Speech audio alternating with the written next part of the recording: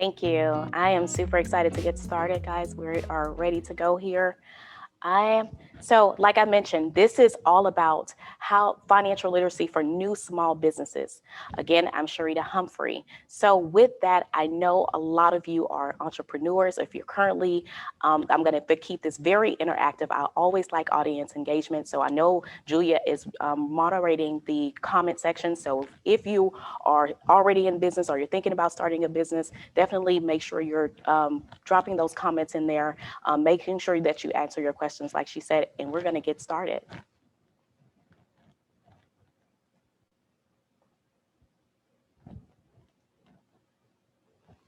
Okay, so today's discussion, it's going to be one, and like she said, you want, if you can take some notes, but this is definitely going to be very, very informative. We're going to talk about determining if your business is actually a business or are you operating as a hobby. But it's okay if your business is still a hobby. We're going to talk about how to be able to make that a real business, and but one that's sustainable. We're going to also talk about successful business in the making. You're already a successful business. Now it's time to really be able to make those transitions, to make those things happen. And then we're going to talk about what's next. There's going to be some exciting things that I'm going to be able to share with you about what's next. And one of the things that's going to be what's next for you is making sure that we start that business. But before we begin, I'm all about the data because I have a finance, I'm a person in finance. So one of the things that we want to talk about is, and I want you to ponder on this, especially, I know we have some men in the audience, but we're going to talk about it in the whole. So definitely stay tuned for these statistics because these are going to be very, very important. Women now are 36% small businesses. Over 36% of women are in small business. And now that the world has started to open back up, and we're able to do more business, we see even more women starting businesses. And this is something that we haven't seen in over 20 years. There's a huge increase in women starting businesses. Women not only starting businesses, but also leading local and global businesses. Women are 4 out of 10 in the U.S. are in business, and we've seen some rocket numbers, especially since November of 2020, and here in the U.S. with women starting businesses. And we're all about making sure, yes, we want a local business and we want people to know us on the ground, but start to think about, even if you're not in business yet, start to think about how can you make your business, how can you really make sure that you're building a sustainable business, but if you desire that you can also build a global business. In the past 2 years, like we've mentioned, women have started more than 1,500 new companies. That's a lot of new companies. That's a lot of new economic development. And you being a business owner eventually will employ others. So just think about this. You're living your dream and you're helping someone else to be able to create a great livelihood. Women are the fastest growing numbers to start and grow businesses. So this is a great time if you are a woman in business, or if you're a business owner in general. If you're male or female, this is a great time to start a business. You know why? Because we can work right from our phones, or right from our computers. We have the access to be able to talk to people all across the country. I'm in here in the States, but I'm talking to you thanks to technology. So making sure that you, even if you are a service-based business, start to think about how you can implement that technology that allows you to connect with others, not only where you live, but globally. And in 2019, we saw a huge surge in women in senior positions, especially in management roles. And so this will continue as women start to really step out of just not being homemakers or or wives. They're really going after their dreams, and they're doing it at an accelerated rate. But that doesn't mean that men are still not creating businesses. They're still global leaders. But if we're able to work together, this is how we will double and even triple those numbers, because we can work together and we can build and grow strong and sustainable businesses. And one of the last points, 87% of global mid-market companies have at least one woman in senior management. Diversity is key. Especially you want to be able to get that female voice. So all of us should have a woman get at the table, being able to make decisions, male or female. But even we want for the women here, we definitely want to make sure we're getting that male voice as well, because we want to be able to make sure that we hear everybody's voice, because everybody's voice matters. And for women in general, me being a small business as well, you can be successful women, you can be successful, but men, you can continue to be able to support and start and grow and implement women in business into your business. And even if we just come in as advisors or consultants, but also putting a woman in senior management is very key to the growth of our economy. So we talked about the statistics of what a business looks like and what a woman and we saw a surge in women in business. But now it's time to get to the foundation of being in business, determining if you're truly a business or if you're acting as a hobby. And remember, I said it's okay if you've been acting as a hobby, but if your goal is to build a sustainable business, this is the opportunity for you to be able to learn the education that you're going to need to do that. The difference, we have to know before we can determine if we are a hobby or a business, we have to know what is considered a business and what is considered a hobby. A lot of times we all know that, especially since we saw this pandemic, having one stream of income is no longer optional. It's going to be key that we figure out how we can take those side hustles and in addition to our 9 to 5s, if we're still working or in the corporate world, we still need to figure out how we can make additional money. And you can do this without creating another job. Remember, the goal is to create a sustainable business, not another job. So how do we do this? It's going to be tricky and some lines are going to be blurred at first, because how do you know if I'm a business? How do I know if this is just something that I love to do? I'm just passionate about it and people just happen to pay me. Or are you that person that everybody comes to you for that advice? They're coming to you asking you, how do you do this? Or do you sell the best hot dogs or the best products on the market? How can you take that and really be able to figure out how can I continue to not only monetize it, but how can I make it a sustainable business? So when does a hobby become a business? It becomes a business when we decide that we first, business owners, it's all about mindset. So for us to be able to really start a business, it starts in our minds. But there's some nine key factors in business that you really should know before you're ready to turn that hobby into a sustainable business. And you keep hearing me say sustainable because I want to be able, because we saw so many businesses, not just here in the US, but just globally, that were not able to bounce back from the current pandemic. And so we want to make sure that we're giving sustainable things and sustainable tools, tips, and resources that's going to keep your business in business. So you want to make sure the business idea is that idea is that ideal one that you really, really, really can see yourself going all the way with, because we have a million ideas running in our minds, especially because of the internet. So you want to make sure that your business idea is one that that you will continue to, even when you don't see any money's coming in right at first, that eventually that you're going to be able to make a profit from this business. And then expertise is key. You don't know what if you don't One of my things is I always tell people is you don't know what you don't know. That's how I ended up homeless. I didn't know anything about financial management.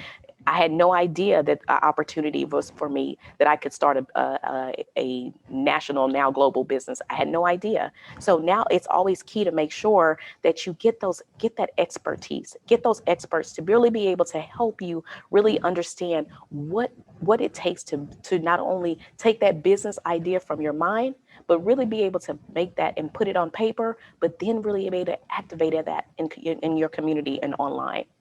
And then demand. Is there a demand for your business? And if you see that, some of us are already getting paid because we're a hobby and we don't realize that business, that hobby is in demand, but we're not treating it like a business.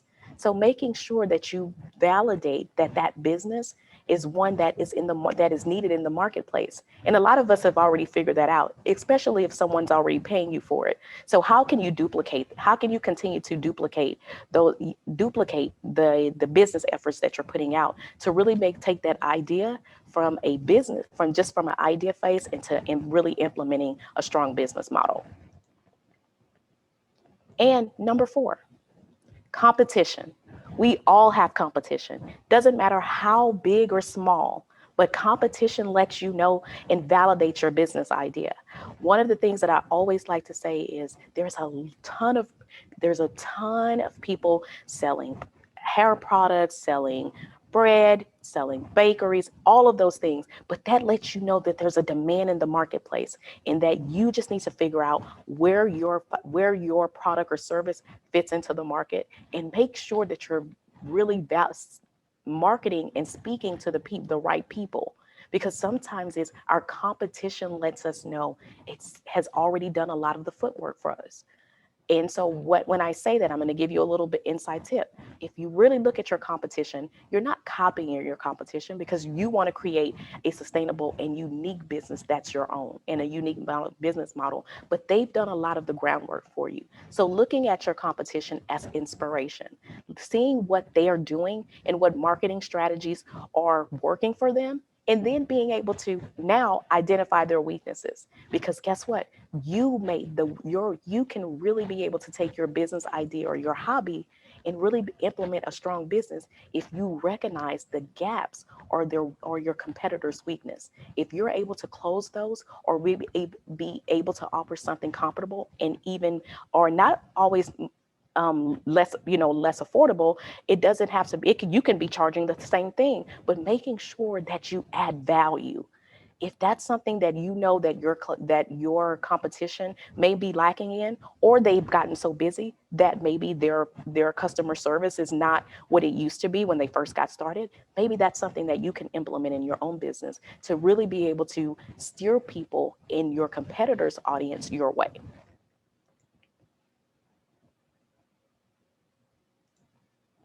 And number 5, the big thing, the startup costs.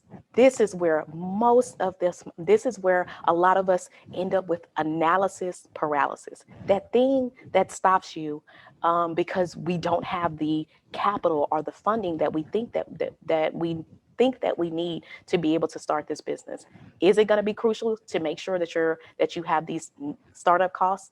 Yes, because I am a teacher of always making sure that you put skin in the game. Because as we go on doing this presentation, I'm gonna circle back to that skin in the game, which is making sure that you're able to put money into your business first, because we want to make sure that you're able to really be able to make yourself bankable, and we're going to talk about that later on in this presentation. And number 6, finance and capital. We see this from everything from television shows like Shark Tank, all the way to global pitch competitions, and even some that may be locally happening in your community.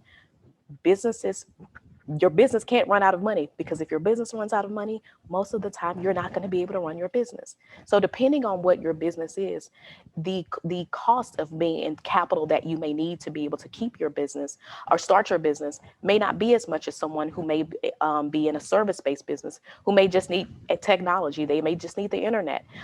They could just need social media. But of course, those who have more product or tech-based businesses, they may need some additional capital. That's going to be quite hefty, a lot more than more of a service-based business. But that doesn't mean that you can't get access to it, but you have to make sure that you're putting things in order and in place when you're even in the very beginning, to make sure that you're eventually able to get the necessary finance and capital that you need to be able to start and grow your business. And 7, operating expenses. We all want to be in business, but business cost. So making sure and really being able to figure out, how can I run a lean model? But lean does not mean less. Lean does not mean that that you won't deliver a great product or service. It's just making sure that you're being mindful of the expense it takes to be able to run your business. So making sure that you really monitor and really start to think about, even if you're still thinking about this business, how much do you think you're going to have to spend to be able to operate the business? Start thinking about those things, start writing them down, because the best thing that you can do is to always know your numbers. And I want you guys to remember that as long as you know your numbers, then you can really be able to increase or decrease where expenses where need be. And number 8, technology. Technology has made it amazing for us as business owners, especially those who are getting started, because now you have access to technology. You can talk to anyone at any time, anywhere. Whether you're doing machinery, office equipment, you need office equipment, we all need the one thing is, and that's going to be something that we all can utilize, and that's technology. And one of the things that most of us are going to need, even as simple as something as the internet, just thinking about how you can utilize technology to really be able to start, grow, and scale your business. So technology, when great, is an amazing opportunity for you to really create a sustainable lifestyle for yourself and your family, and to be able to create jobs and economic development in your local communities. And number 9, before we start, before you launch that business, you want to be a business. You want to make sure that you're registering that business. It's going to become necessary, because remember, we mentioned on some numbers, number 5 and 6, those startup costs and the financial capital. We're going to really need to make sure that you're registering those businesses, because later on, we're going to talk about a few things that's going to allow you to really be able to get what you need to be able to grow this business. But you have to be in a place where you're registered, and that business is actually a business on paper.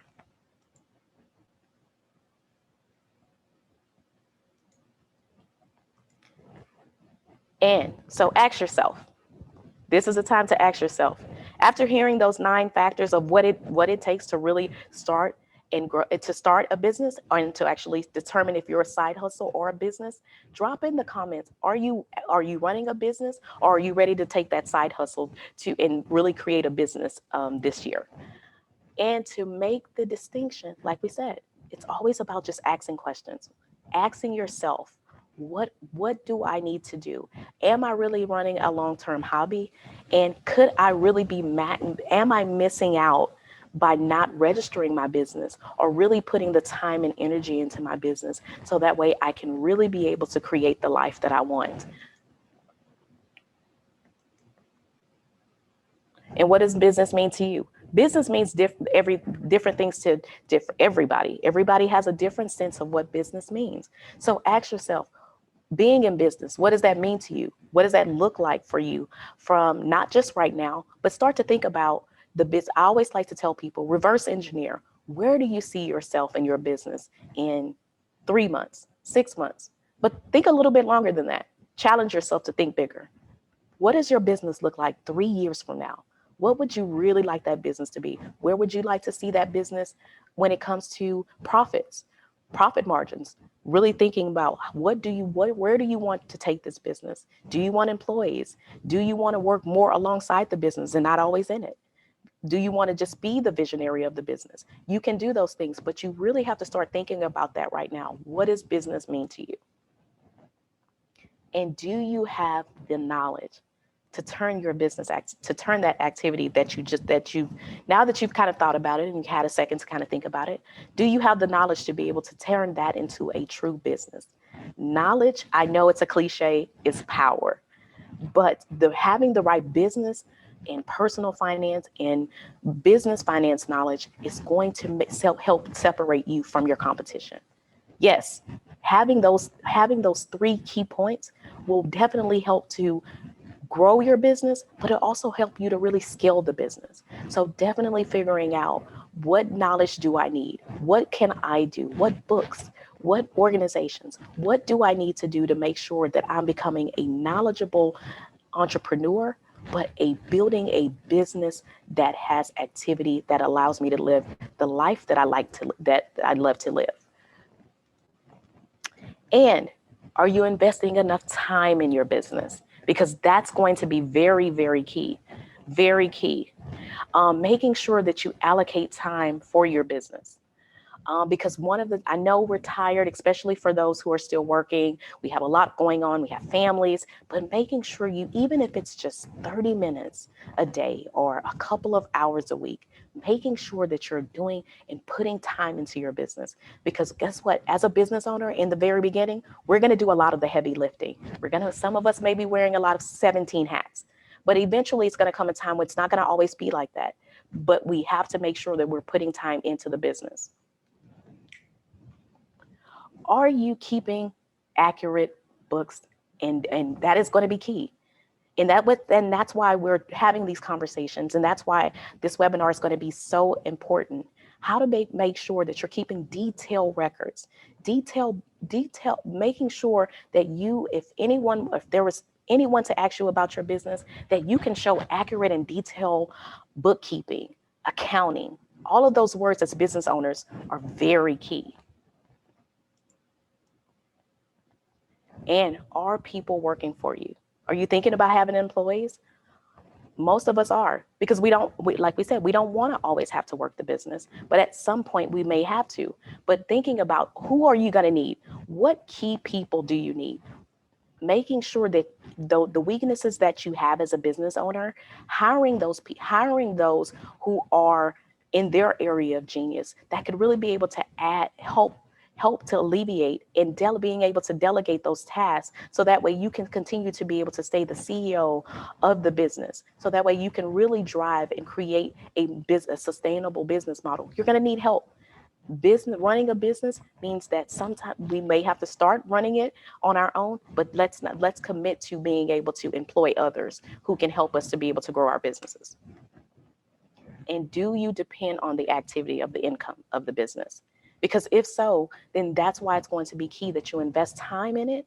Make sure that you start to invest your own money into it, and really be able to, so that way you can create the livelihood that you want and the livelihood for others. If you answered yes to all of what I just said, then guess what? Let's celebrate now. You are a business, and you have what it takes to be able to run, grow, and scale a sustainable business. If you answer no, that's okay. You may just be a hobby for now, but that's okay. Just know that now you have the key questions and the key factors to be able to ask yourself what you need to do to be able to run your business. And remember, I always like to say this: we all started with an idea. But it's what we do to implement it what's going to separate us from those who really want to be able to grow a business and who wants to be able to make that a hobby. And it's okay if you need to, if you're doing it just as a hobby, that's okay. But start to think about, can I monetize this? Can I make this a sustainable business? But you're going to have to ensure that if you are ready to take on business, that you have a business plan. I don't care if it's a one-page business plan, those lean canvas models, but you want to be able to have something that gives you a blueprint. I think about the business plan as your blueprint.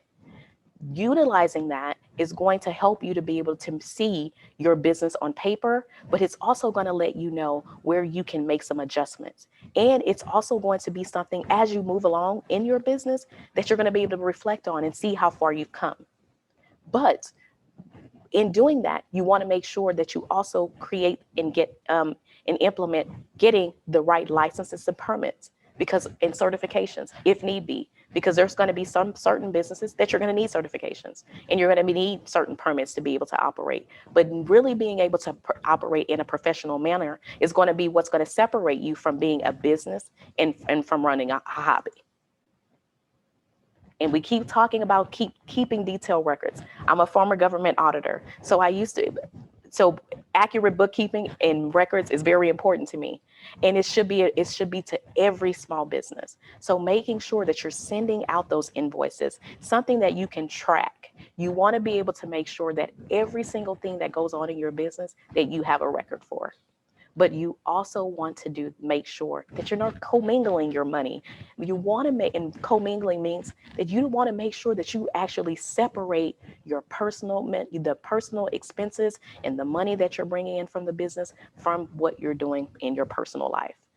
having a business bank account really helps to make sure that you're doing those things, because now you're running a true business because you have a business bank account and you're showing others that you're invested into your business by doing so.